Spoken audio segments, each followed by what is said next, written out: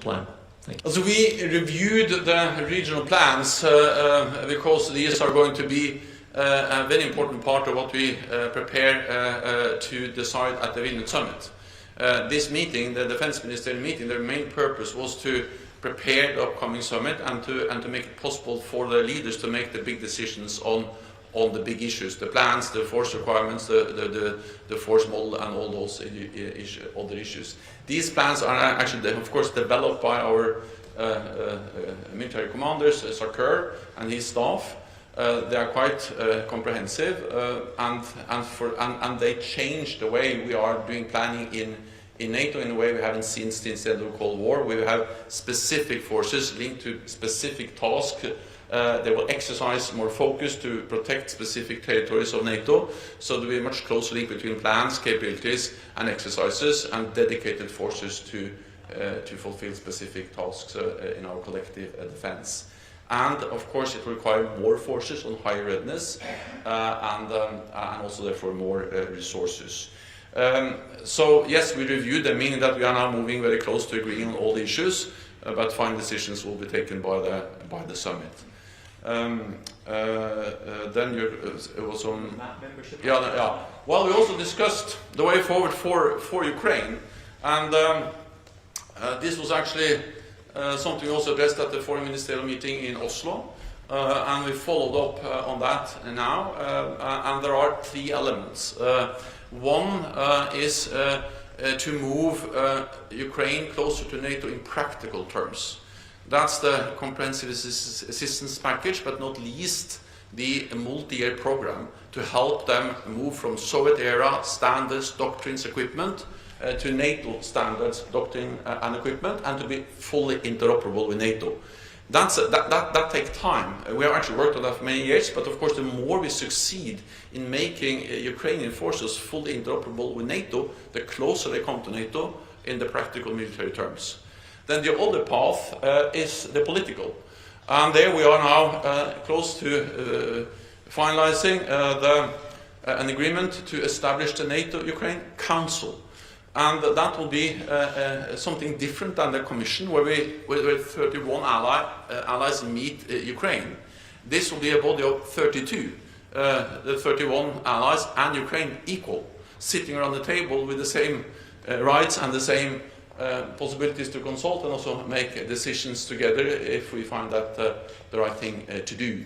And then hopefully also soon then 33 when Sweden becomes a member. So that's a different type of working together politically, and will bring then Ukraine closer to NATO in political terms. And then the third issue will be related to the specific issue of membership. And there, first of all allies agree that Ukraine will become a member of NATO. We are not going to discuss an invitation at the Vilnius summit, but how we can move Ukraine closer to NATO. And I'm confident that we will find a good solution and consensus at the Vilnius summit on how to be able to move Ukraine closer to NATO. Okay, we'll go to NPR Deutsche Welle. Hi, Terry Schultz, Deutsche Welle today. Mr. Secretary General, you mentioned that you have in fact now seen signs that Russia is moving nuclear weapons closer to Belarus. This is something that's been threatened many times. You've been watching it. So this seems to me to be new language, that you have in fact seen this, and yet you say that this hasn't affected NATO's posture toward Russia's overall nuclear situation, status, plans. Could you explain that a little bit more? And also, my question before you said that, which I had to ask about, was on the regional plans, how far can you go to finalizing these regional plans if you don't have Sweden yet in NATO? They're in a key location for regional plans, and do you feel any movement on that here? I mean, what all the Swedes want to know. Is there any movement on Turkey, and what is up with Hungary? Thank you. First on the regional plans. Well, first of all, we are able to take into account that Sweden is already an invitee, meaning that they are integrating closer and closer into NATO's civilian and military structures. Then, of course, the full integration of Sweden into our plans will happen when we have Sweden as a full member, but there are pragmatic, practical ways to take that into account already at the stage we are now. Then on Belarus, I'm always careful going into details about intelligence, but it has been very publicly announced by Russia that they are planning to deploy nuclear weapons to Belarus in the near future.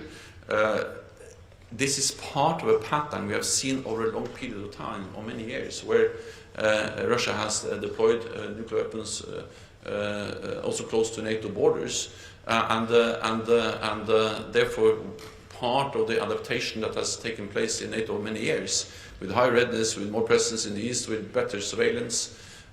All of that is an answer, a response to this pattern of Russian military build-up, and of course we will do what is necessary. We will remain vigilant and we will closely monitor changes in Russia's nuclear posture, but so far no changes that requires any changes in our nuclear posture. Go to Ukrainian TV. Yeah. Thank you, Daniel Kiev, First Western. After numerous meetings with members of NATO, do you feel that there is a consensus to provide Ukraine with strong, legally binding security guarantees? And my second question will be about security assistance for Ukraine. What is your personal message to those members of NATO who still hesitate to provide Ukraine with security assistance? NATO allies are providing Ukraine with a lot of security assistance, meaning that they are providing weapons, they are providing ammunition, they are providing training for Ukrainian soldiers, and actually some NATO allies have done this since 2014, and then after the full-fledged invasion NATO stepped up, and a lot of NATO allies also stepped up, and there were new announcements for more military support to Ukraine at the meeting today and at the NATO Defense Ministerial meeting, but of course also at the US-led defense contact group for Ukraine that met yesterday here at the NATO headquarters. On different types of security frameworks for Ukraine, well, I mentioned how we are working on how to move Ukraine closer to NATO, the three elements. But I also welcome the fact that several NATO allies are also discussing more bilateral or multilateral arrangements with Ukraine, and that will complement and support the efforts that NATO is doing. So there are different frameworks, different things we are doing, because when this war ends, we need to ensure that history doesn't repeat itself, and that Russia only decides to reconstitute, to rest, to rearm its forces and then re-attack again. And exactly to prevent that, we need now to start the planning, the thinking about how to ensure that Russia cannot attack again after this an end to this conflict which is ongoing now. Okay, FN? Lady in red then. Thank you. Thank you very much, Rosa Jimenez, Agencia EFE. I have a question regarding the informal meeting yesterday with the transatlantic industry. Some allies whose companies were not invited are not willing to back straight away the new Defense Production Action Plan. Are you confident this plan will be approved in the Vilnius Summit? And do you foresee more meetings with the industry like this one in the future and in a more inclusive format? Thank you. Well, NATO engages with industry in many different ways, and of course Spain is a highly valued ally with a strong defense industry. I met representatives from the Spanish defense industry before, and we will meet them again. We will have a big NATO industry forum in Stockholm later on this year. So I think we need to realize that the event we had during this meeting was one of several ways of engaging with the defense industry. And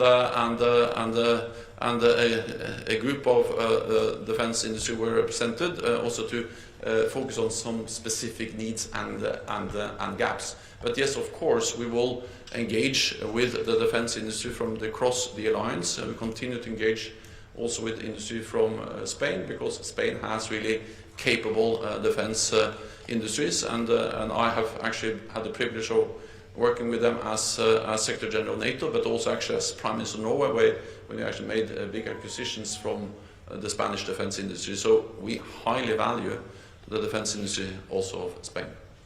Frankfurt Allgemeine. Thomas Kutschka, Frankfurter Allgemeine Zeitung.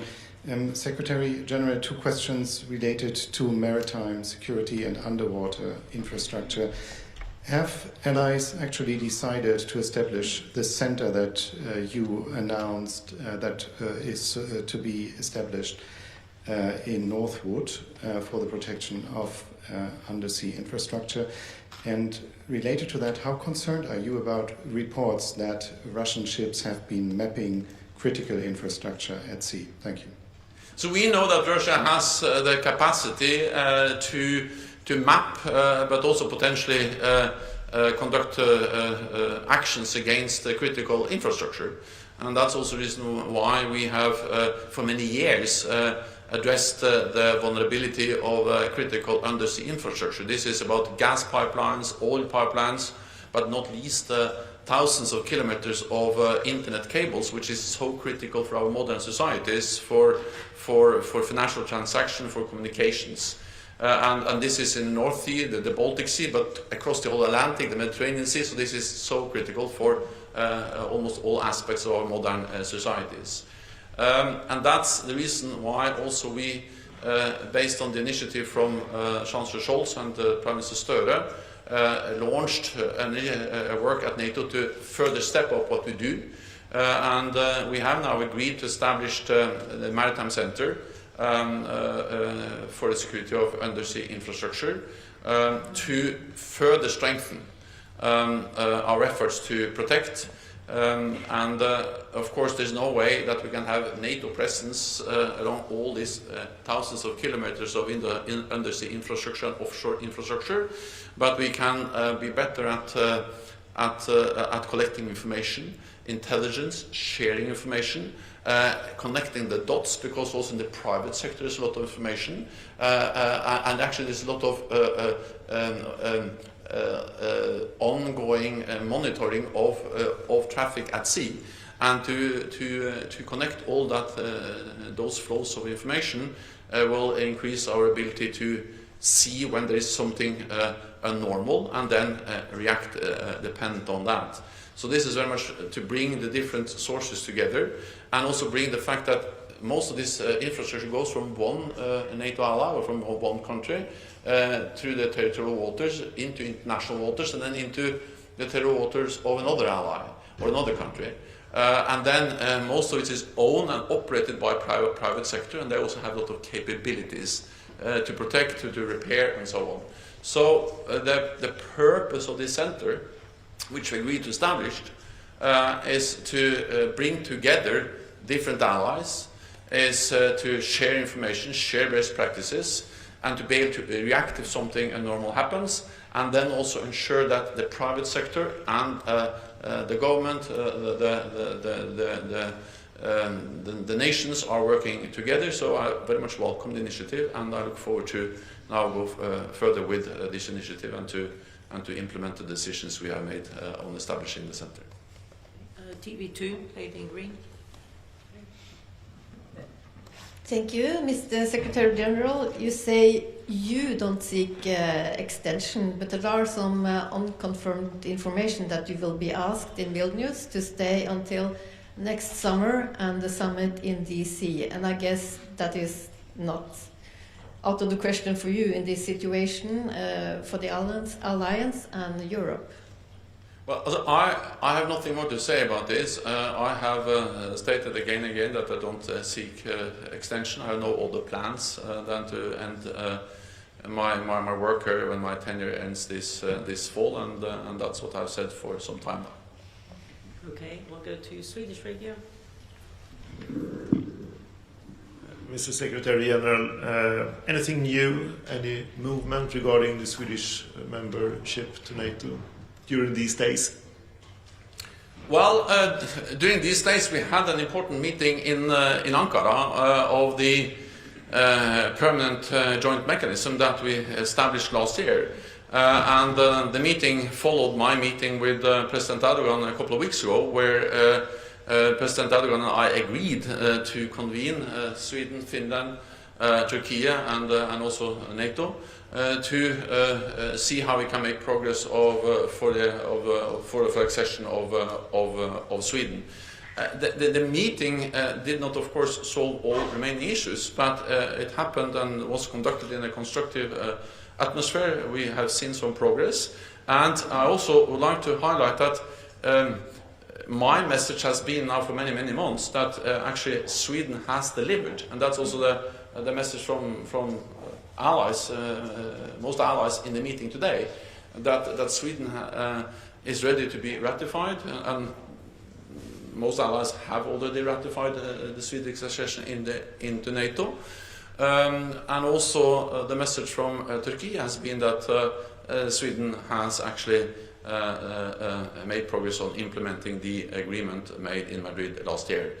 Let me add two more things, and that is that we have to understand that Sweden has already come a long way. Sweden is in a much better position now than before they applied, because by being invited by all allies at the summit in Madrid in June last year, they got the invitee status, and by being an invitee, they are integrating into NATO's military and civilian structures, and that makes them much safer. And then with Finland as a member, of course, it's absolutely inconceivable that there will be any threat or attack against Sweden without NATO reacting. But of course, we continue to work hard to get Sweden in as soon as possible. Thank you very much, colleagues. That's all we have time for today, but we'll see you at the summit. Thank you. Thank you.